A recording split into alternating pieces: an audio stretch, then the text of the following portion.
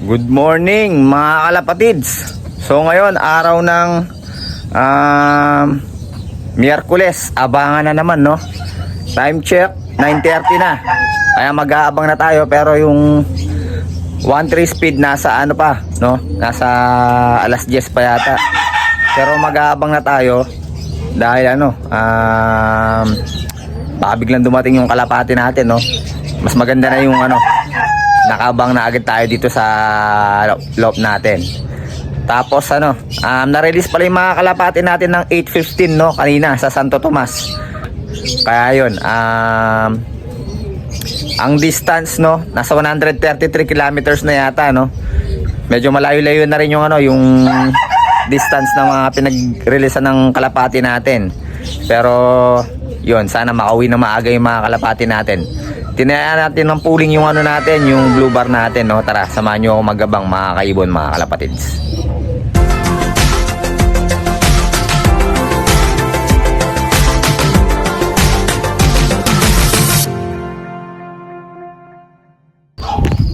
Weather forecast natin mga kalapatids no. Ayan, maliwalas yung panahon, mainit no. Tapos medyo mahangin din.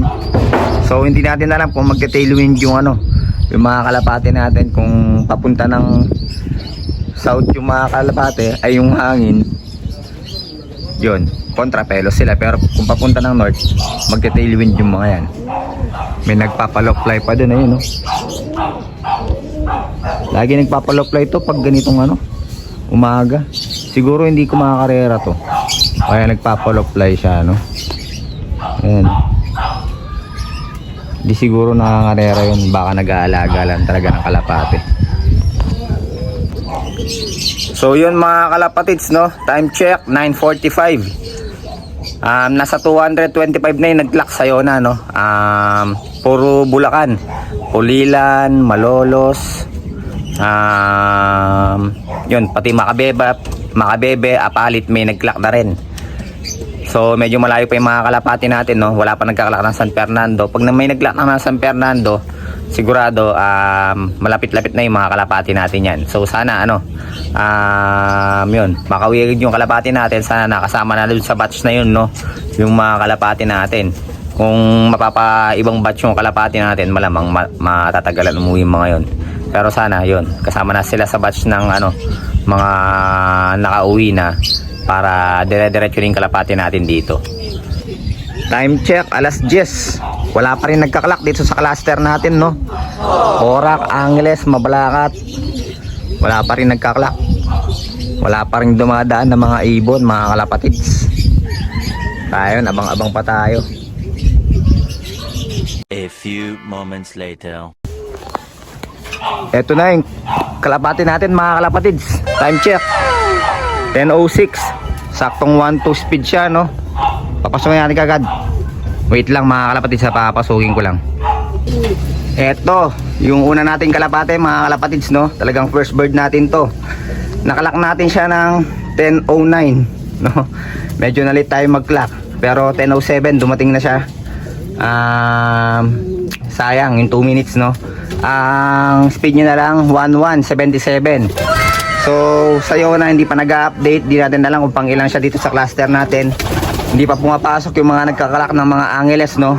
Pero pag pumasok yung mga kalak ng Angeles, doon natin ma-check yung kung pang ilan yung kalapati natin. Sana pumasok ng top 10 yung kalapati natin para may price naman tayo sa pooling. Pero kung hindi pumasok ng top 10, okay lang din, at least no. Mabilis na uwi yung kalapati natin at consistent siya sa speed niya no. So yun, napakagaling talaga ng kalapate natin na to. Abangan pa natin yung tatlo natin kalapate, yung checkered natin na hen, tsaka yung dalawang grizzle natin, magkapares, si Mokong, tsaka yung kapares niya. So yun, abang-abang pa tayo ng konti. Yun, second bird natin, yung checkered natin, time check 10:20 mga kalapatids, dumating na. Second bird natin na yung hen. Second bird talaga natin to lagi, yung hen na to. Checkered natin no, kapares ni Kaliskis Junior. So yun, dalawa na lang inaabangan natin. Yun, abang-abang pa tayo ng konti. Baka dumating na yung mga kalapati natin yan. Papainimin lang natin ng Ideal Pro no. Ay ng Ideal pills yung mga dumating natin na kalapate. Yun, nagpaloplay na rin tayo mga kalapatids, no? Yung mga kalapate natin. So yung mga dumating natin, hindi natin pinaloplay. Pero itong mga natin, pinaloplay na natin. Mga young bird natin, no? Ayan, nagpaloplay na tayo. Tapos yung hinintay kasi natin, hindi na makasali sa pooling yun, kaya nagpaloplay na rin tayo. Kasi tanghali na eh, no, para maloplay naman yung mga kalapati natin. Ayun yung mga kalapati natin, no. Ang taas nila. Hindi ko lang makita sa camera. Ayun ang taas nila, oh. Eto na si Kaliskis Junior, unang bumalik, no, sa mga kalapati natin. Pero yung iba wala pa. Nag-ranging pa yung ibang kalapati natin. Unang bumalik si Kaliskis Junior, no. Naghahabol kasi ito sa kapares niya eh. Kapares niya yung yung share natin na hen, yung pangalawang dumating natin na ibon, no. A few moments later. Eto na yung third bird natin mga kalapatids. Yung grizzle natin na hen. 10:36 dumating siya. So si Mokong na lang yung wala, no. Tingnan natin si Mokong kung ano oras makakarating. Kapares niya to eh. Wala pa rin si Mokong. So ito na rin yung ibang kalapati natin, no. Kadarating lang din. Bagsak yung pakpak ng kalapati natin, no. Talagang nice na pagod yung grizzle natin na hen. Papainumin lang natin na ideal yan pagkatapos niya uminom. Yun, sa wakas nandito na si Mokong. Ayan, oh. Darating lang. Time check 10:40. Nahuli si Mokong ngayon. Dati pangalawang umuwi ito sa mga kalapati natin, no. Ngayon pinakahuli siyang dumating. Pero yung 10:40, kung yan, hindi pa naman cut off yan. Ang cut off pa ng nasa 11 pa eh. 11 past 11 pa. Oh, pasok pa rin siya sa Pero sana sa derby, yun, bumilis yung kalapati natin. So check lang natin yung mga kalapati natin, yung mga dumating.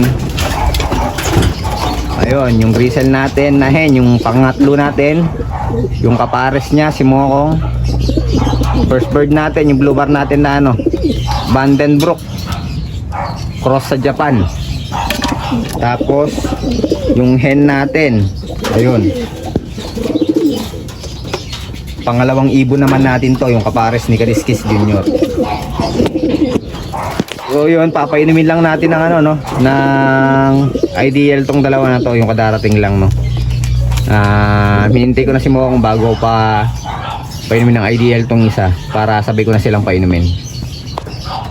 So yun mga kalapatids, no, kumpleto na yung mga kalapating inaantay natin.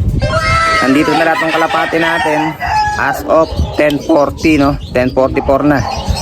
So yun, maganda naman yung pauwian natin. Kompleto pa rin yung kalapati natin. So sana maging consistent yung mga kalapati natin, no, lalong-lalo na yung young bird natin, yung blue bar. So yun mga kaibon, mga kalapatids, hanggang dito na lang yung vlog natin para ngayong araw na to. Maraming salamat at sinamahan nyo akong magabang ng mga kalapati natin ngayong umagang to, no. Huwag nyo pala sanang kalimutan mag-follow at mag-subscribe sa ating Facebook page at YouTube channel mga kaibon, mga kalapatids. Maraming salamat, ingat, and God bless po sa inyong lahat.